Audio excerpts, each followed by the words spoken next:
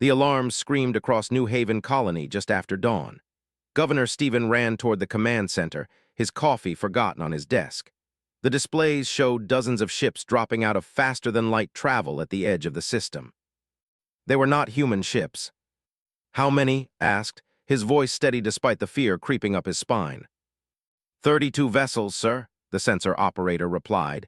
His name was Hayes, and his hands shook as he worked the controls. "They're sending a message." The main screen flickered. A face appeared, reptilian and cold. Scales covered the alien's skin in patterns of silver and black. Its eyes held no warmth, no hint of understanding. "I am Admiral N of the Imperial Fleet," the alien said. Its voice came through the translators with a harsh edge. "This world now belongs to the Empire. You have 1 hour to surrender all weapons and technology. Resistance will be met with complete destruction." Felt his stomach drop. He had heard stories about they swept through systems like locusts, taking what they wanted and crushing anyone who stood against them. Dozens of species had fallen before their fleets. "Admiral N said, keeping his voice calm, "We are colonists, not soldiers. We pose no threat to your empire. Please give us time to contact our government. We need to discuss terms." N's expression did not change. "You have 1 hour, not a moment more. Prepare for occupation." The screen went black. Turned to his communications officer. "Send an emergency beacon to Earth Command. Priority Alpha. Tell them we need help now." On the bridge of his flagship, Admiral N studied the planet below. New Haven looked like easy prey. The colony had minimal defenses, just a few orbital platforms with outdated weapons. His intelligence reports said humans were newcomers to the galactic stage, barely worth noticing. "Subcommander Az," N said, "what do the scans show?" Az checked his instruments. "Population approximately 200,000, limited military infrastructure. Their defensive grid will fall in minutes if we attack." N nodded. This would be simple. Humans had only been in space for a few generations. They had no real warships, no military tradition worth mentioning. They had conquered star systems for 5,000 years. These primitive newcomers would learn their place quickly. "Begin the countdown," N ordered. "When the hour ends, destroy their orbital platforms. That will convince them to cooperate." Below on New Haven, families rushed into underground shelters. Children cried as their parents carried them down metal stairs into reinforced bunkers. The colonists had built these shelters for emergencies like meteor strikes or solar flares. Now they would test them against alien weapons. Watch the timer count down. 40 minutes left. 35, 30. His message had gone out on all frequencies, screaming across space at faster-than-light speeds. But would anyone hear it in time? At 20 minutes, something changed. Hayes jerked upright at his console. "Sir, I'm getting a response to our beacon." "From Earth?" asked. "No, sir, closer, much closer." Hayes looked confused. "It's a military vessel, the HSS Goliath. They're 30 minutes out at maximum speed." Had never heard of the Goliath. He knew Earth had some patrol ships, frigates that protected shipping lanes and responded to pirates. But those were small vessels, not much bigger than civilian transports. "What class of ship is it?" asked. Hayes worked his controls. The computer searched its database. When the answer came back, Hayes went pale. "Sir, it says Titan class, but that doesn't make sense. I've never heard of that classification." On the flagship, as noticed the new signal. "Admiral, a human ship is approaching. Single vessel, arriving in approximately 28 minutes."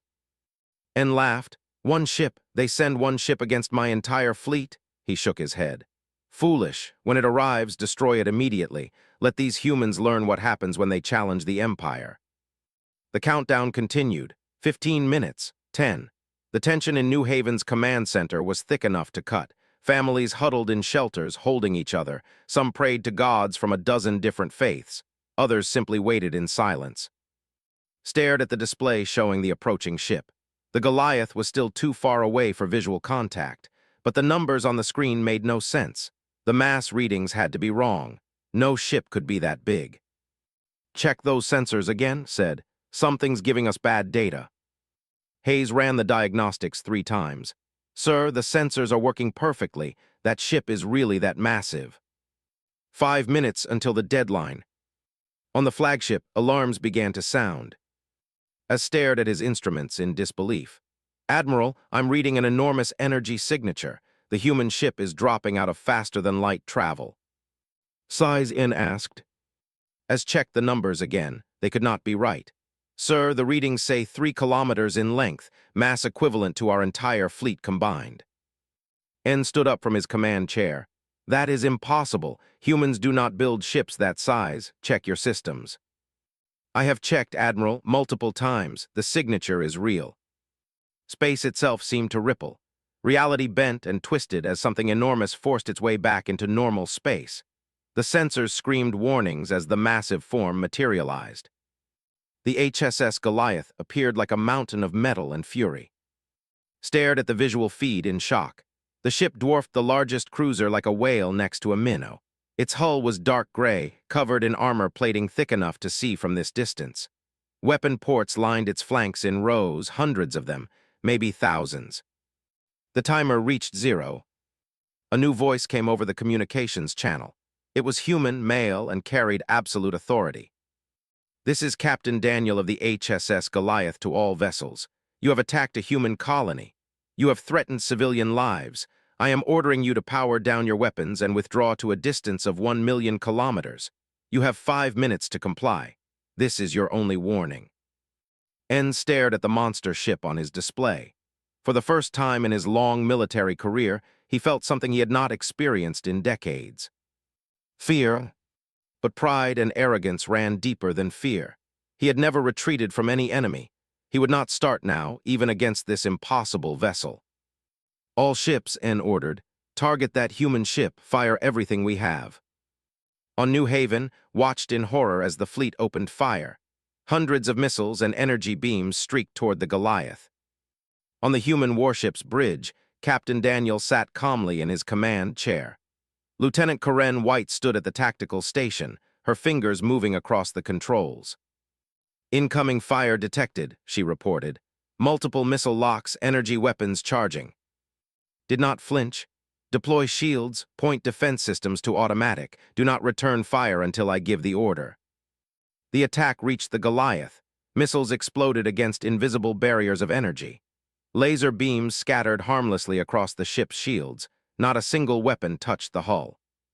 Counted to 10, giving the aliens time to understand what they faced. The first shot from the Goliath was precise. A beam of concentrated energy lanced across space and struck the engine section of a cruiser.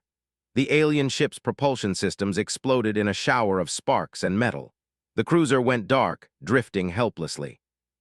5 seconds had passed since Captain gave the order to engage. On the flagship, chaos erupted. Officers shouted reports over each other. Alarms wailed. As could barely keep track of the damage, reports flooding his console. The striker is disabled, he called out. The Vengeance has lost all power. The Talon's weapons are offline.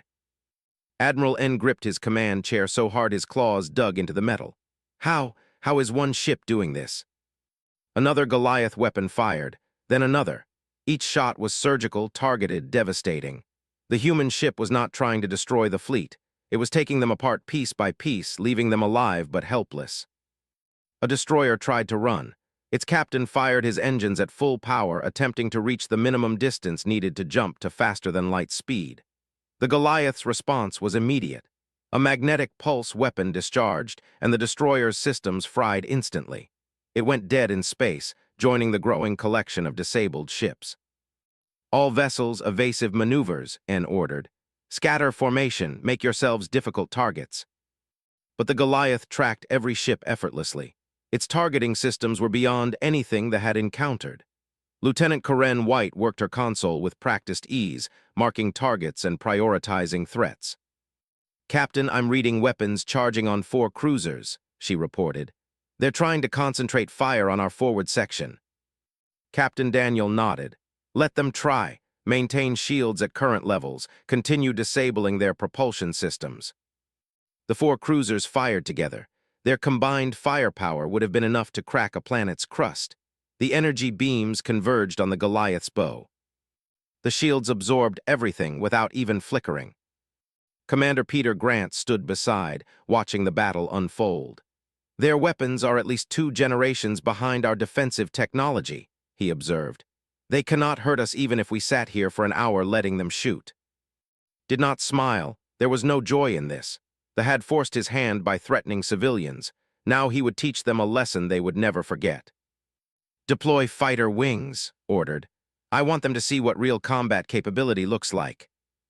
Across the Goliath's massive hull, dozens of hangar bay doors opened. Fighters began to stream out, small and fast, moving in perfect formation. Each fighter was sleek and deadly, carrying weapons that would have been impressive on a frigate. Flight Commander Lisa led the first squadron. Her voice came through the communications channel, calm and professional.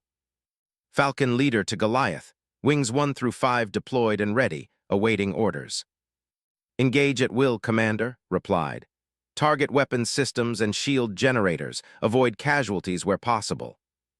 Understood, Captain. Falcons, you heard the man. Let's show these lizards how humans fight.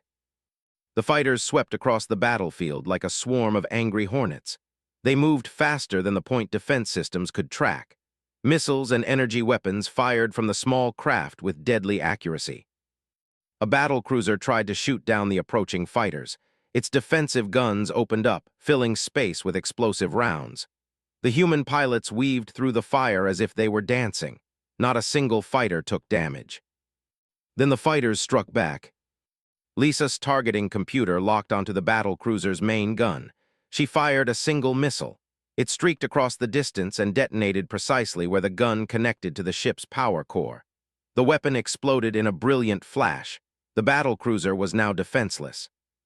Falcon 3 target acquired, another pilot called out, taking out shield generator on the destroyer. Falcon 7 here. I've got a clean shot at those missile tubes. One by one, the ships lost their ability to fight. The human fighters were everywhere, too fast and too skilled to stop. Each pilot flew with precision that came from years of training and combat experience.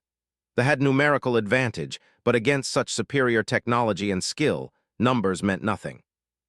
On New Haven, Governor watched the battle through the colony's sensors. He could barely believe what he was seeing. The fleet that had terrified him 30 minutes ago was being systematically destroyed by a single human warship and its fighters. How did we build something like that? Hayes whispered. Why didn't anyone know about it? Had no answer, but he was grateful beyond words. Aboard the flagship, Admiral N finally understood the terrible mistake he had made. He had attacked humans based on old intelligence, outdated reports from species who had only seen human cargo ships and small patrol craft. Nobody had warned him about ships like the Goliath. Sub-Commander, how many of our vessels are still combat capable? N asked. As checked his console, the answer made him feel sick. 6, Admiral. Out of 32 ships, only 6 can still fight, and those are damaged. N looked at the tactical display. The Goliath had not even moved from its position. It hung in space like a fortress, its fighters doing all the work. The human captain was sending a message, showing that he could defeat the entire fleet without his main ship even trying. Recall all fighters, N said quietly. Cease all offensive operations. Admiral S looked shocked. Do it now, before they decide to stop playing with us and actually use their real weapons. The fighters began to retreat.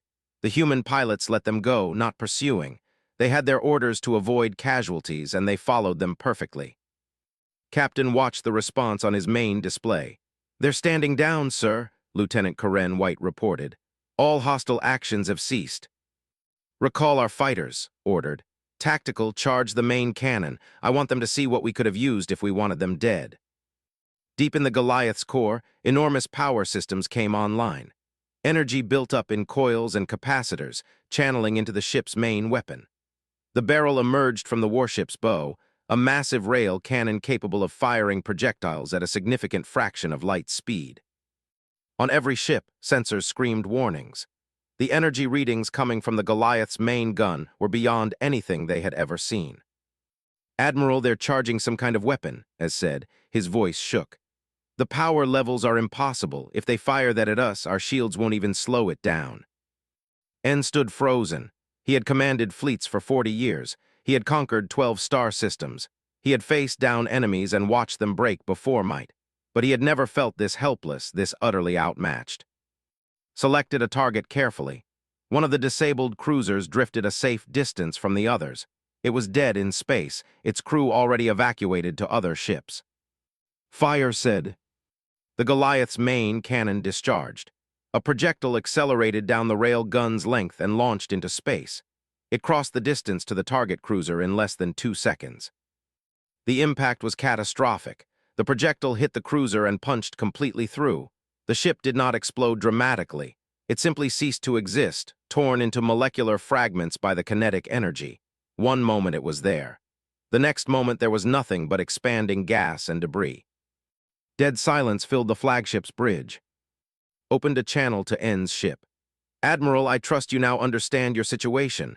That was one shot from one weapon on this ship. I have hundreds more just like it. Your fleet is disabled.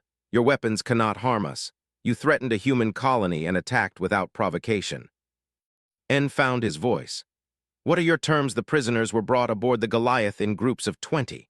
They walked through corridors that seemed impossibly vast, past weapons systems they could not identify, under the watch of human marines who carried rifles that looked more advanced than anything the military possessed. Admiral N walked at the front of the first group. His scales had lost some of their luster. Defeat and shame weighed on him like physical chains. 2 human marines escorted him, their expressions neutral and professional. They brought him to a conference room. Captain Daniel waited there, sitting at a simple metal table. Commander Peter Grant stood behind him. The room was plain, functional, without decoration or ceremony. Sit, said, gesturing to a chair across from him. And sat. He expected interrogation, perhaps torture.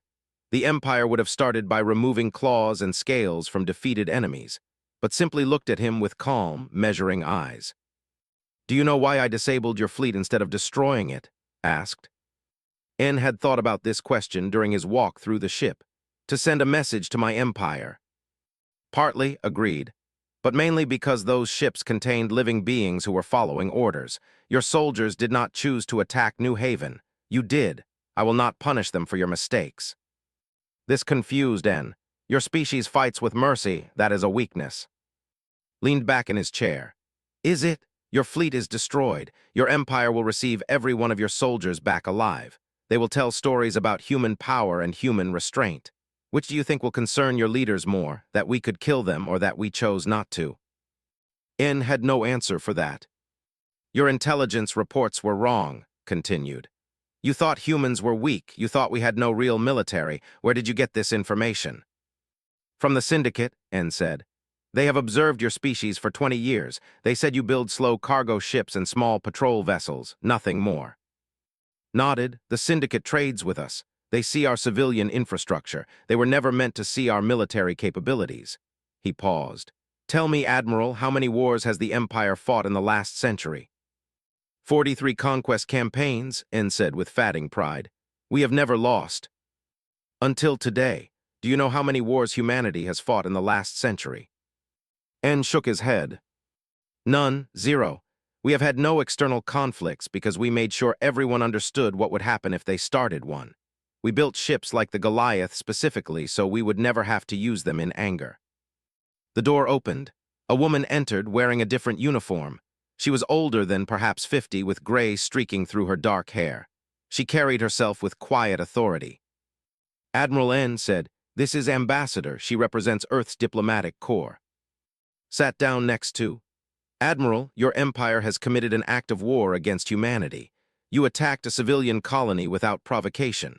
Under galactic law, we would be justified in declaring war against the Empire. N felt his blood go cold. However, continued, humanity prefers peace to war. We are willing to resolve this situation diplomatically if your government is reasonable.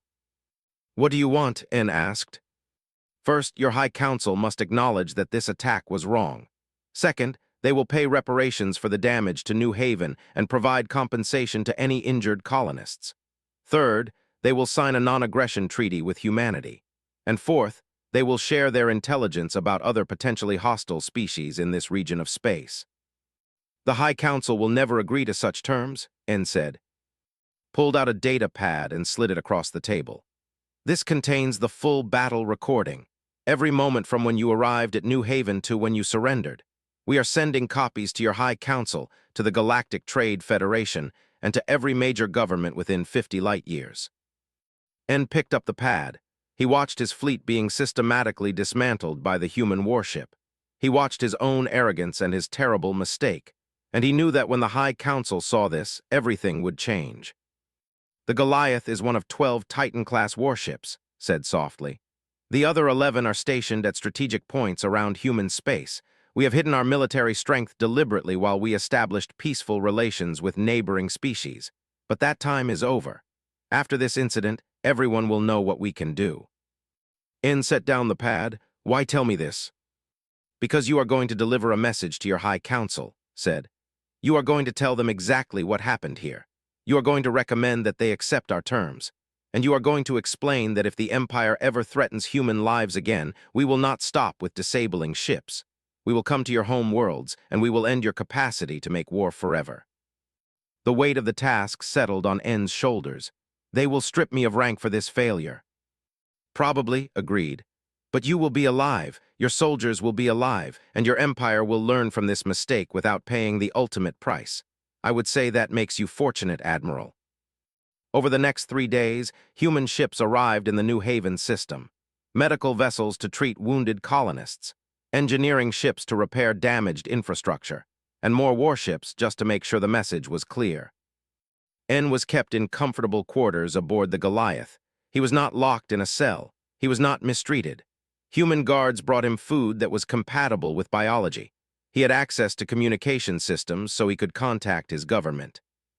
The High Council responded to the battle recording with disbelief, then shock, then fear. Elder, the most senior member of the council, contacted N personally. The old's image appeared on the screen. His scales were pure white with age, and his eyes held wisdom earned over more than a century. "Admiral, I have watched the recording of your defeat 17 times. I still cannot believe what I am seeing." "It is real, Elder," N said. "I made a terrible error. I attacked humans believing they were weak. Instead, I found them to be the most dangerous species we have ever encountered." Was silent for a moment. "The human ambassador has sent us their terms. The council is divided. Some want to reject them and prepare for war. They believe the humans are bluffing about their military strength." "Elder, they are not bluffing. I have walked through their warship. I have seen their weapons. I have witnessed what a single ship can do. If the Empire goes to war with humanity, we will lose, completely." "How can one species have such power?" asked. "They have been in space for barely a century." "I asked Captain this question," N said. "He told me that humanity has spent its entire history fighting wars against itself. They learned hard lessons about weapons, tactics, and strategy long before they reached the stars.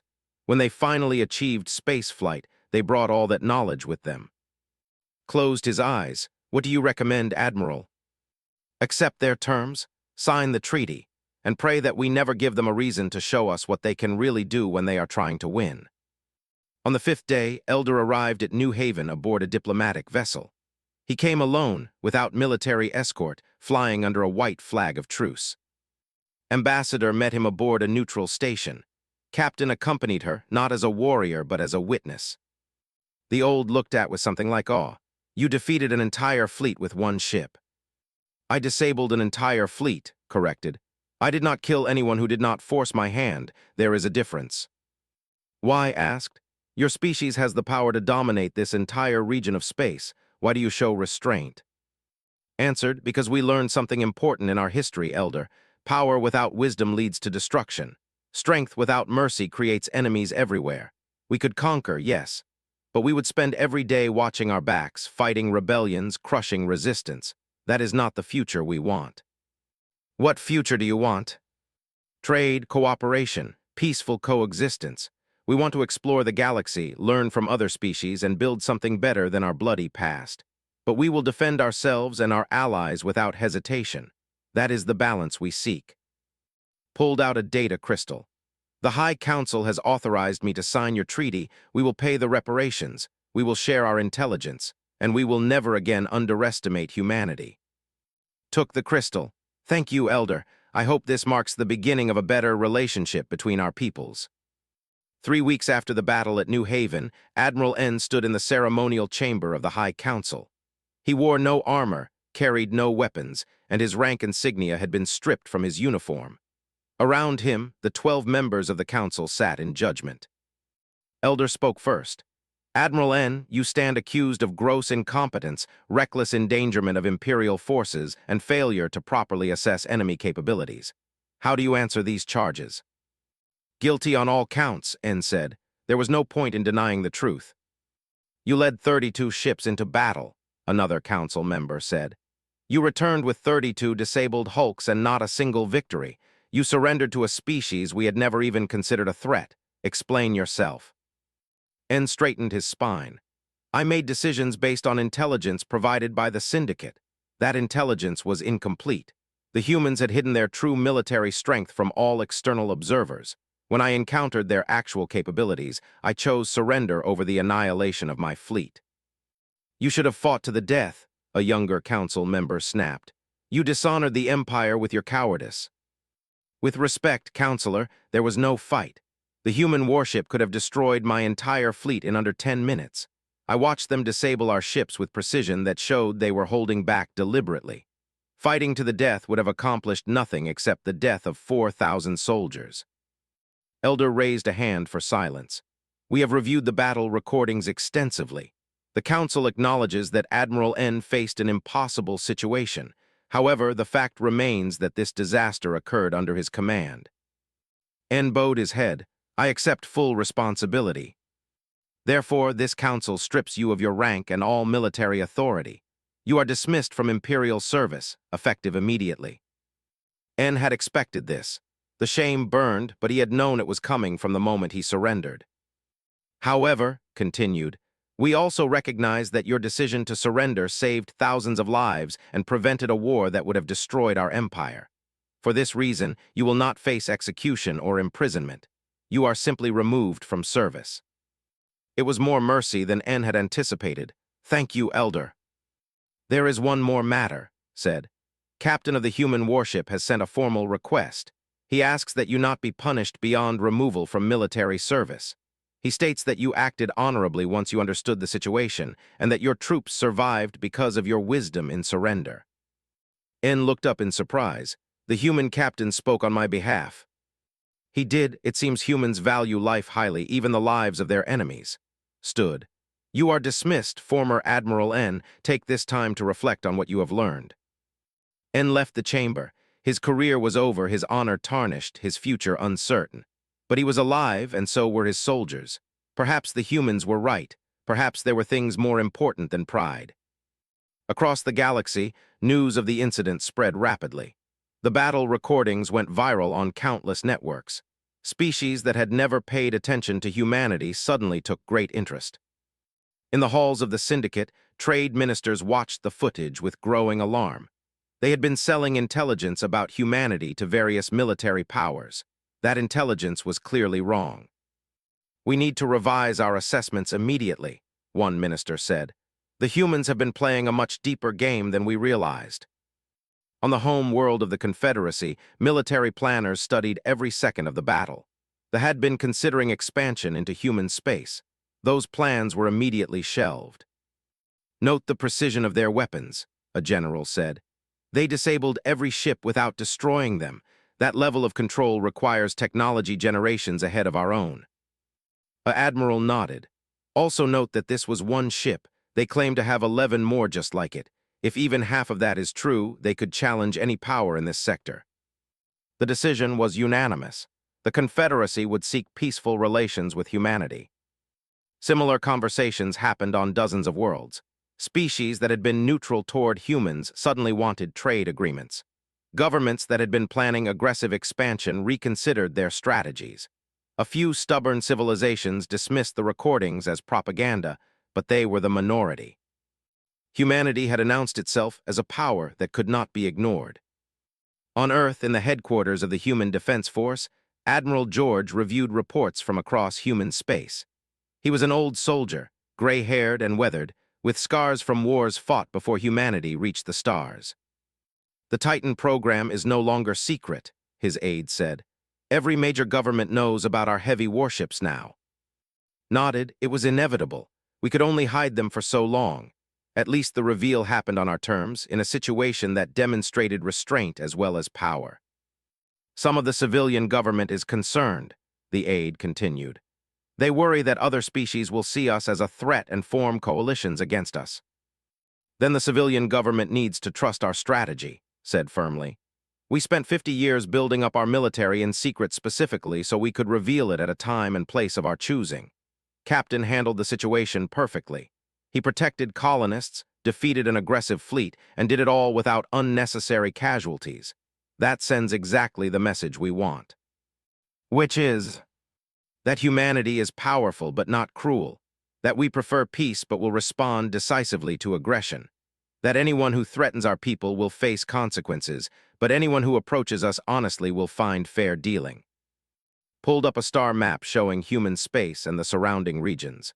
For 2 generations, we have been the new species, the unknowns, trying to find our place in a galaxy full of ancient empires.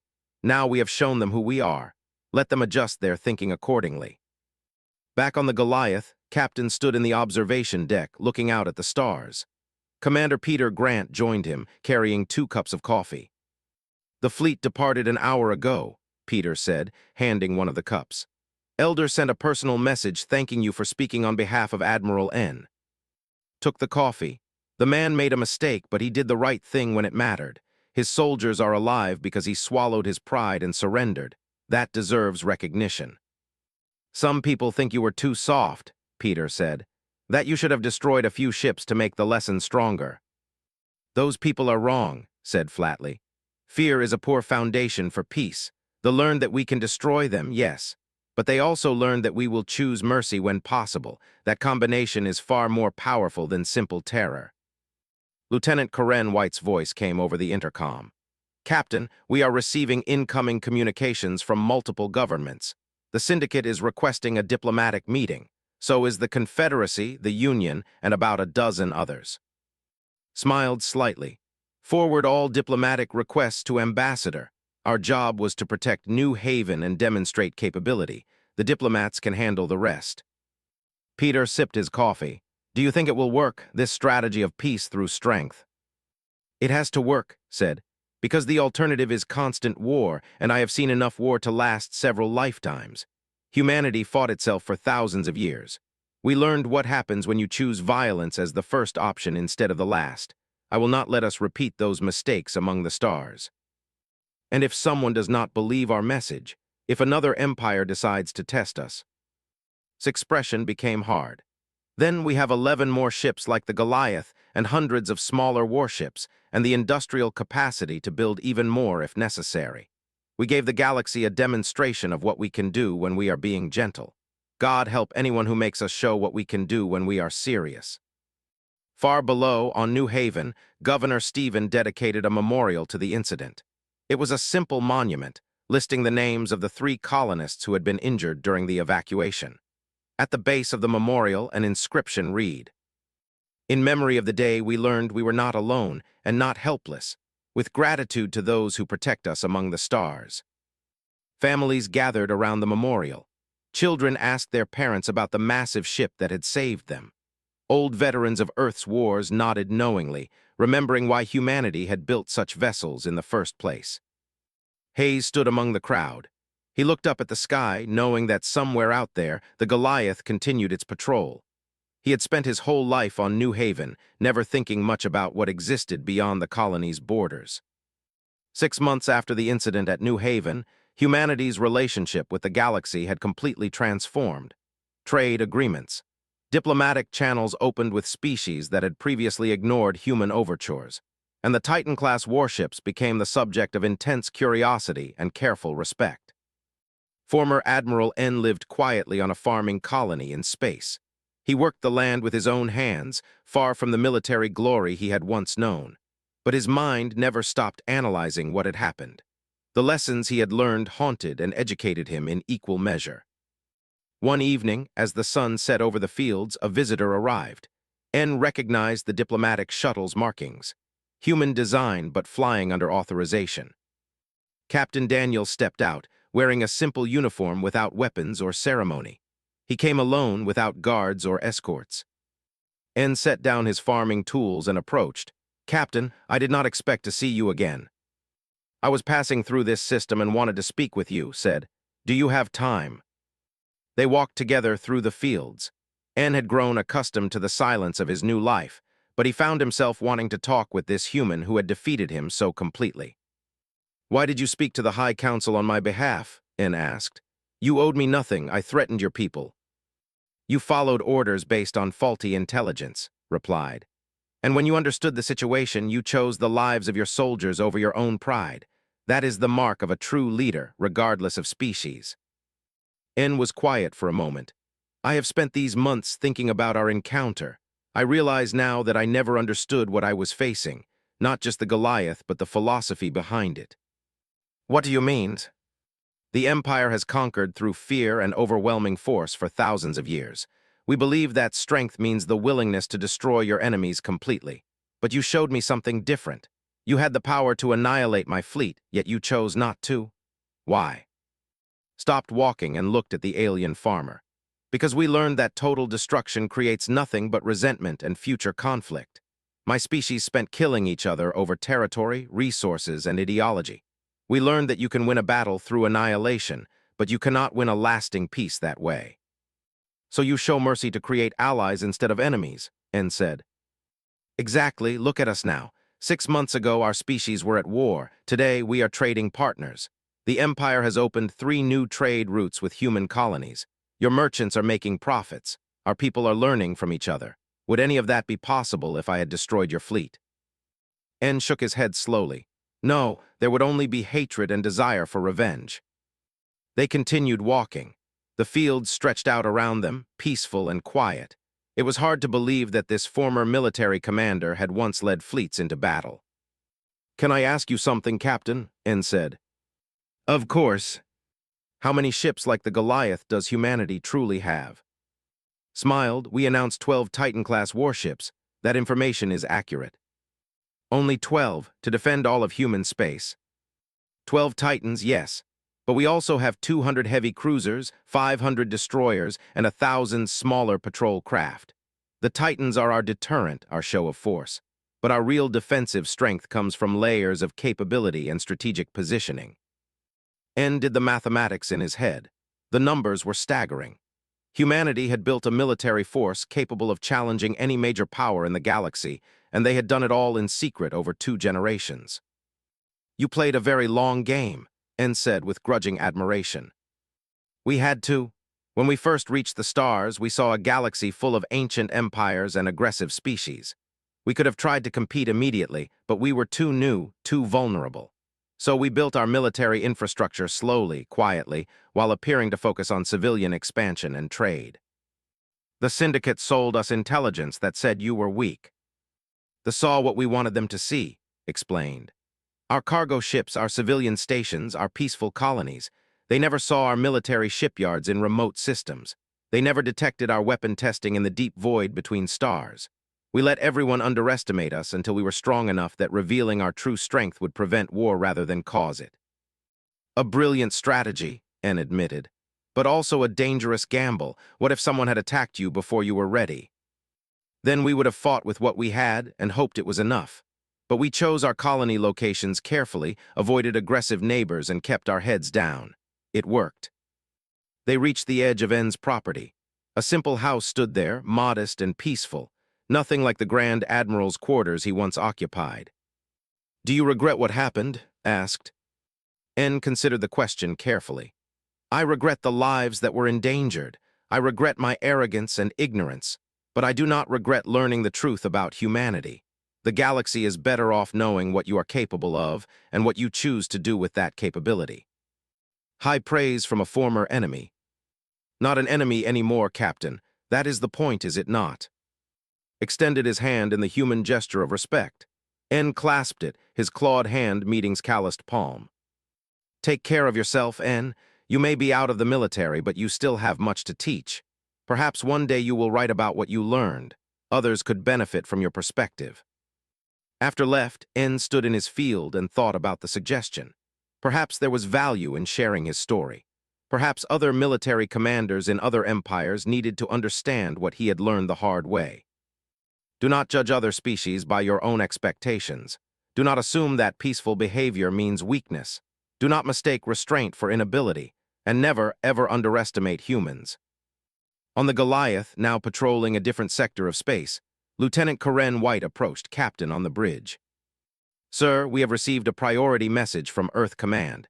They want to know if we should begin public tour of the Titan ships.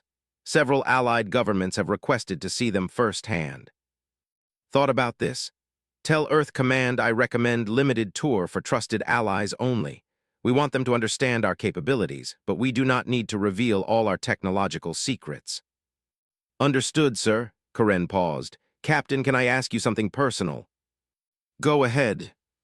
"Do you ever worry that we made ourselves too powerful, that having ships like this will tempt us to use them?" It was a fair question, one that had asked himself many times. "Every day, Lieutenant. That is why we maintain strict rules of engagement. That is why our military answers to civilian oversight. That is why we train our crews to see these ships as deterrents, not weapons of conquest." But what if future leaders are not as wise? What if someone decides to use the Titans for aggression instead of defense? Then our children will have to stop them, just as we would stop them now. Power is dangerous, yes. But the alternative is weakness, and weakness invites aggression from those who do not share our values. We choose the dangerous path because it is better than the alternative. Commander Peter Grant joined them. "Captain, sensors are detecting a distress signal. Civilian transport under attack by raiders, 30 light-years from our current position." Did not hesitate. "Set course and engage faster-than-light drive. Maximum speed, sound general quarters." The crew moved with practiced efficiency. The Goliath changed direction and accelerated, its massive engines pushing it toward the emergency at speeds that smaller ships could not match. "Raiders attacking a civilian transport," Karen said quietly. "They are about to have a very bad day." Peter smiled. "They will learn what everyone else is learning, that humanity protects the innocent regardless of species, that our ships do not just defend human colonies. We defend the principle that civilians should travel safely." The Goliath dropped out of faster-than-light travel 32 minutes later. The transport was a merchant ship, cargo vessel carrying grain to feed a colony world. 4 raider ships surrounded it, firing on its engines to disable it for boarding. Opened a general broadcast. "This is Captain Daniel of the HSS Goliath to all raider vessels. Cease your attack immediately and withdraw. This is your only warning." The raiders saw the massive human warship and panicked. 3 of them immediately engaged their faster-than-light drives and fled. The 4th tried to run, but its engine had been damaged in its own attack on the merchant ship. "Captain, the remaining raider is powering weapons," Karen reported. "They are targeting us." The raider ship fired everything it had. The weapons bounced harmlessly off the Goliath's shields. "Return fire," ordered. "Disable their weapons and engines, do not destroy them." One precise shot from the Goliath's point defense system, and the raider ship went dark. Contacted the transport. "This is Captain, are you injured? Do you need assistance?" The captain's voice came through, shaking with relief. "Captain, we are damaged, but all crew are alive. We thought we were dead. Thank you, thank you." "We will remain until you can repair your engines. I'm also dispatching a repair team to help. The raider crew will be taken into custody and handed over to authorities." As the human repair team worked on the transport's engines, the captain sent another message. "Captain, I have heard stories about human Titan ships. I did not believe them until now. You crossed 30 light-years in half an hour to save strangers. Why?" Thought about all the conversations he had had over the past months. About power and responsibility, about strength and mercy, about the kind of galaxy humanity wanted to help create. "Because we can," he said simply. "Because we have these ships and this capability, and that means we have a responsibility to use them for good. Because every species deserves to travel safely, to trade peacefully, to live without fear of raiders and pirates and bullies." "The galaxy is fortunate to have humans in it," the captain said. After the transport was repaired and safely on its way, the Goliath resumed its patrol. Stood in the observation deck, watching the stars stream past. Commander Peter Grant found him there. "You know, sir, I think we did it. I think we actually pulled it off." "What do you mean?" "The strategy: build overwhelming strength, reveal it carefully, use it wisely. We have shown the galaxy that humanity is powerful but not aggressive, that we prefer peace but will defend the innocent, that we can be trusted with the kind of force that the Goliath represents." nodded slowly. Perhaps, but the real test is not what we do today. It is what humanity does 100 years from now or 1,000. Will future generations remember why we built these ships? Will they continue to use them for defense and protection rather than conquest? That is the question that matters. Then we better make sure they remember, Peter said. Through our actions, our choices, our example, we set the standard. They will follow it or fail to follow it based on what we do now. Smiled, then let us make sure we set a standard worth following. The Goliath continued its patrol through the stars, a titan among the void, a protector of the innocent, a symbol of what humanity had become. Not conquerors, not victims, but guardians who understood that true strength lay not in the willingness to destroy, but in the wisdom to protect. And across the galaxy, other species watched and learned and understood that humanity had claimed its place among the stars. Not through fear or domination, but through power tempered with mercy, strength balanced with justice. The age of human expansion had begun, and the galaxy would never be the same. Now he understood. Humanity had spread across the stars, but it had not forgotten how to defend itself. It had learned from bitter history. It had built ships like the Goliath not because it wanted war, but because it knew peace could only exist when backed by strength. The memorial service ended. People returned to their lives, rebuilding what had been damaged, continuing the work of making New Haven a home. But they did so with new confidence, new understanding. They were human, and humanity took care of its own. I hope so as well, Ambassador, looked it again. Captain, may I ask you something? Of course. If we had destroyed New Haven before you arrived, what would you have done? His expression became cold and hard. Then, Elder, you would have learned what the Goliath can do when I am not holding back, and the Empire would have learned what it means to face humanity's full wrath. The old alien shivered despite himself. I am grateful we will never have to discover the answer to that question. Surrender immediately and unconditionally. Order all your ships to lower their shields and shut down weapon systems. You and your officers will be taken into custody. Your crews will be treated humanely and returned to your empire unharmed. Refuse, and I will demonstrate what this ship can really do. For a long moment, En said nothing. He thought about his empire, his honor, his career. Then he thought about the thousands of soldiers under his command who would die if he let pride override common sense. I surrender, En said. The words felt like poison in his mouth. The fleet surrenders to human authority. On New Haven, people began to cheer. Then he leaned forward slightly. Now they learn what happens when you threaten human lives, he said quietly. Tactical, you are authorized to engage, disable their ships. I want them alive to carry a message back to their empire. Karen White smiled. With pleasure, Captain. The Goliath's weapons came online, and they learned the true meaning of terror.